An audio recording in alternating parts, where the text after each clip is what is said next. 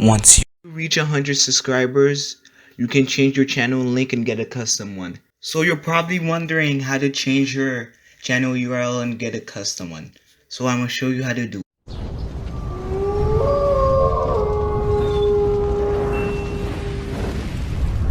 it. So first you go to YouTube Studio on the side thingy, scroll down to customization and click it. Then click basic info. Scroll down under channel URL. It says set a custom URL for your channel. Click that. Then type your custom URL or use the one they already had for you. Then click publish. Then confirm. And that's how it's done.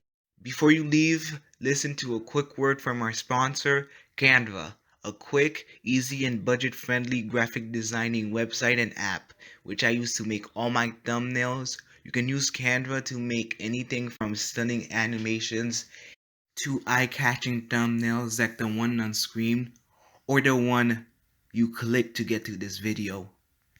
You can make your own thumbnail or animation from scratch or use one of their templates.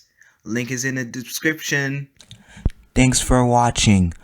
On the top you'll see a video about how to add info cards to your videos. And on the bottom you'll see a video that YouTube thinks you'll like.